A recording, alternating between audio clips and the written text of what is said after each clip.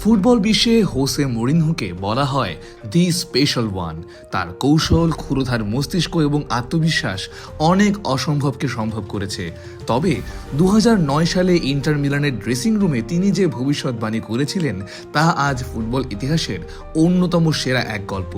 সম্প্রতি এক সাক্ষাৎকারে মরিনহো স্মৃতিচারণ করেছেন সেই মুহূর্তটির, যখন জ্লাতান ইব্রাহিমোভিচ ইন্টার ছেড়ে বার্সেলোনায় যোগ দেওয়ার সিদ্ধান্ত নিয়েছিলেন।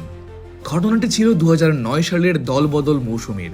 ইন্টার মিলানের তৎকালীন প্রাণভোমরা ইব্রাহিমোভিচ হুট করেই ড্রেসিং রুমে ঢুকে ঘোষণা দেন, আমি ইন্টার ছাড়ছি, আমি বার্সেলোনায় যাচ্ছি, আমি চ্যাম্পিয়ন্স লিগ জিততে চাই। ইব্রার এমন সিদ্ধান্তে স্তব্ধ হয়ে গিয়েছিলেন ইন্টারের খেলোয়াড় এবং কোচিং স্টাফরা। দলের সেরা তারকাকে হারানোর ভয়ে যখন সবাই আতঙ্কিত, তখন শান্ত ছিলেন কেবল একজন, হোসে মরিনহো।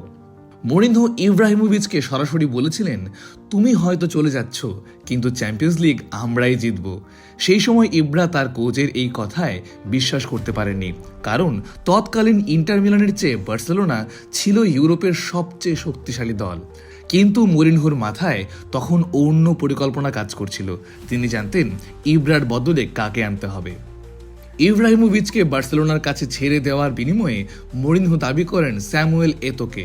ক্লাবের টেকনিক্যাল ডিরেক্টর মার্কো ব্রাঙ্কাকে তিনি স্পষ্ট বলে দেন, বার্সেলোনায় গেলে ইতোকে সাথে নিয়ে এসো, ডিয়েগো মিলিতোর সাথে সে আক্রমণে দারুণ কাজ করবে, ইতোকে আনতে পারলে চ্যাম্পিয়ন্স লিগ জয় নিশ্চিত। ভাগ্যের কি পরিহাস, 2010 সালের চ্যাম্পিয়ন্স লিগ সেমিফাইনালে সেই বার্সেলোনাকেই হারিয়ে ফাইনালে ওঠে ইন্টার মিলান, আর ফাইনালে বায়ার্ন মিউনিখকে হারিয়ে দীর্ঘ 45 বছর পর ইউরোপ সেরার মুকুট পড়ে ইতালিয়ান ক্লাবটি। মরিনহোর সেই কথা অক্ষরে অক্ষরে সত্যি হয়েছিল। ইব্রাহিমোভিচ বার্সেলোনায় গিয়েও চ্যাম্পিয়ন্স লিগ জিততে পারেননি, কিন্তু তার ছেড়ে যাওয়া ইন্টার মিলান সেই মৌসুমেই জিতেছিল ঐতিহাসিক ট্রেবল। মরিনহোর সেই অদম্য বিশ্বাস আর কৌশল আজও তাকে ফুটবল ইতিহাসের অনন্য উচ্চতায় আসীন করে রেখেছে।